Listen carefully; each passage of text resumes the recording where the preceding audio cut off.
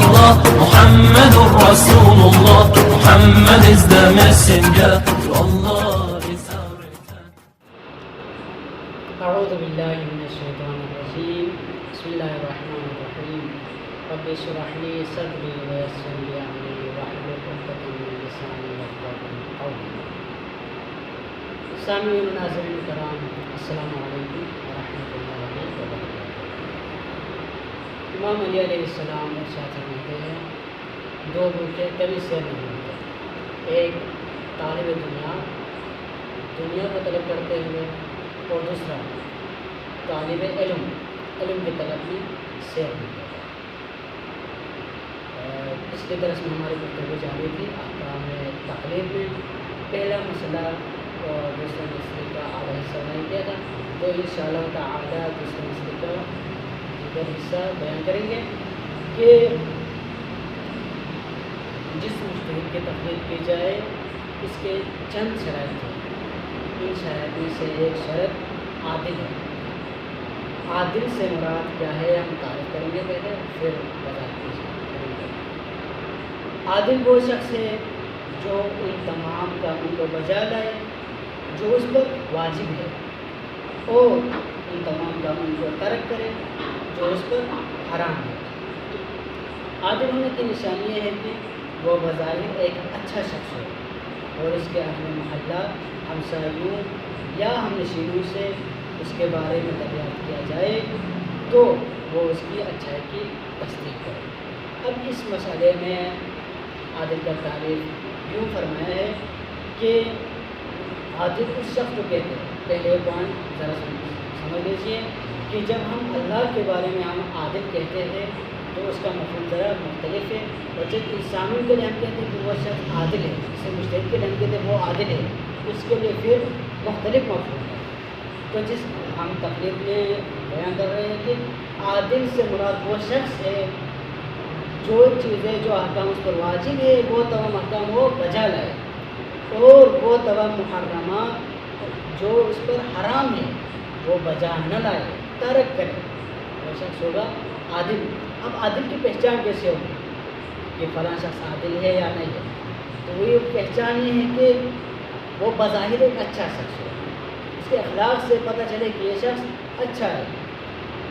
اس کے ہم نشینوں سے، اس کے دوست احباب سے، اس کے رشتہ داروں سے ہم پوچھیں گے کہ فلاں شخص فلاں مجتہد عادل ہے نہیں، یہ اچھا شخص ہے یا نہیں ہے، تو وہ اس کی اچھائی کے بارے میں تصدیق کریں تو وہ مجتہد ہے، عادل۔ اب اس کے بعد اگلا پوائنٹ ہے، اگر یہ بات اجمالاً معلوم ہو کہ درپیش مسائل میں مجتہدین کے فتوے ایک دوسرے سے مختلف ہیں تو ضروری ہے کہ اس مجتہد کی تقلید کی جائے جو عالم ہو، یعنی اپنے زمانے کے دیگر مجتہدین کی نسبت احکام الہی کو سمجھنے کی بہتر صلاحیت رکھتا ہو۔ اب یہ معلوم ہو گیا کہ تمام مجتہدین کے کسی مسئلے کے اوپر ان کا رائے اور ان کا فتویٰ مختلف ہے، تو ہم اگلے مرحلے میں جائیں گے یہ کہ اس مجتہد کی تقلید کی جائے جو عالم ہو، یعنی احکام الہیہ کو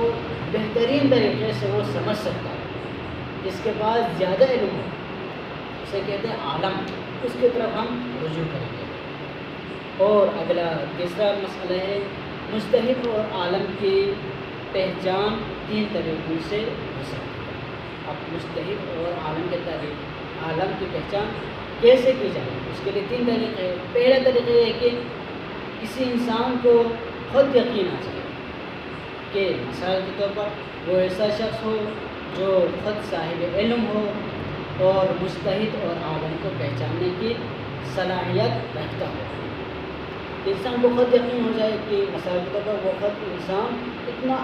علم رکھتا ہے کہ وہ دوسرے مجتہد کو پہچان سکتا ہے کہ وہ مجتہد عالم ہے یا نہیں ہے۔ اور دوسرا طریقہ یہ ہے کہ دو ایسے عادل اور عالم اشخاص جو مجتہد اور عالم کو پہچاننے کا ملکہ رکھتے ہیں، کسی مجتہد یا عالم ہونے کی تصدیق کریں بشرطے کہ اور دو عادل اور عالم ان کی تردید نہ کریں، بلکہ کسی مجتہد یا عالم ہونا ایک قابل اعتماد اہل خبرہ و اطلاع شخص کے قول سے بھی ثابت ہو جاتا ہے۔ دوسرا طریقہ یہ ہے کہ دو عادل اشخاص اس مجتہد کے بارے میں یہ اطلاع دے دے کہ وہ فلاں شخص مجتہد ہے اور عالم ہے، یا یہ کہ اہل خبرہ جن کے اندر یہ صلاحیت موجود ہوتی ہے کہ وہ مجتہد کو پہچان سکتے ہیں، عالم کو پہچاننے کا صلاحیت رکھتے ہیں، وہ لوگ اطلاع دے دیں کہ فلاں شخص عالم ہے، فلاں شخص عادل ہے، مجتہد ہے، تو ہم اس طریقے سے بھی کیا ہے مجتہد اور عالم کی پہچان کر سکتے ہیں۔ اور تیسرا طریقہ یہ ہے کہ انسان کسی عقلائی طریقے سے کسی شخص کے مجتہد یا عالم ہونے کا اطمینان حاصل کر لے۔ مثلا کچھ ایسے اہل علم، اہل خبرہ جو مجتہد اور عالم کو پہچاننے کی صلاحیت رکھتے ہیں اور ان کی بات سے اطمینان دیا جاتا ہے، کسی کے مجتہد یا عالم ہونے کی تصدیق کرے۔ بس تیسرا مسئلہ اور دوسرا مسئلہ تقریباً بالکل ایک جیسے ہے۔ تیسرا طریقہ ہے کہ وہ عقلی طریقے سے وہ پہچان لے، کسی کیا ہے نفسیاتی طریقے سے وہ پہچانے کہ فلاں شخص مجتہد ہے، اس کے اندر علم ہے، تقویٰ ہے، علم ہے، یا اہل خبرہ جو مجتہد کو پہچاننے کی صلاحیت رکھتے ہیں، ملکہ رکھتے ہیں، وہ بتائے اور ان کی بات پر یقین بھی آ جائے تو ہم یہ پہچان سکتے ہیں کہ وہ فلاں شخص عادل ہے اور اس کی تقلید کرنا ضروری ہے۔ اور اگلا چوتھا مسئلہ ہے کسی مجتہد کا فتویٰ حاصل کرنے کے 4 طریقے ہیں۔ اب ایک شخص پر تقلید ضروری ہے تو وہ کیسے مجتہد کا فتویٰ حاصل کرے گا، تو اس کے لیے 4 طریقے ہیں۔ پہلا طریقہ یہ ہے کہ خود مجتہد سے سننا، وہ شخص جا کے مجتہد سے مسئلہ پیش کرے کہ میرے ساتھ یہ مسئلہ پیش آیا، اس میں کیا کروں، تو وہ مجتہد خود بتائے گا اس میں یہ کرو، یہ آپ کے اوپر فرض ہے۔ اور دوسرا طریقہ ہے کہ مجتہد کا فتویٰ بیان کرنے والے 2 عادل اشخاص سے سننا، 2 ایسے عادل اشخاص سے سننا جو مجتہد کا فتویٰ بیان کرتے ہیں۔ مجھ جیسے کوئی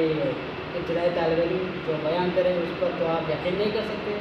لیکن جو عادل ہو اس پر آپ یقین کر سکتے ہیں، اس سے آپ فتویٰ حاصل کر سکتے ہیں۔ اور تیسرا طریقہ یہ کہ کسی ایسے شخص سے سننا جس کی بات پر اطمینان ہو، یا کوئی عام آدمی ہے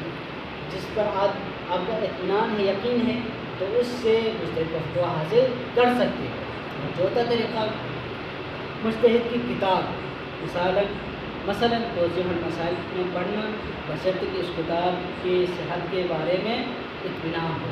یہ ہے کہ مجتہدین کے بہت سے مختلف سے کتابیں اور رسالے ہوتے ہیں، جیسے کہ آیت اللہ سستانی کی کتاب توضیح المسائل ہے، اور ایک اور کتاب ہے منہاج الصالحین جس میں بہت سے مسائل ذکر ہے، تو ان کتابوں کے ذریعے سے بھی مجتہد کے فتوے حاصل کر سکتے ہیں۔ تو آج کے لیے اتنا کافی ہے۔ انشاءاللہ ہمارے چینل کو سبسکرائب کیجیے، اسلامک ایجوکیشن۔ لا إله إلا الله محمد رسول الله Muhammad is the messenger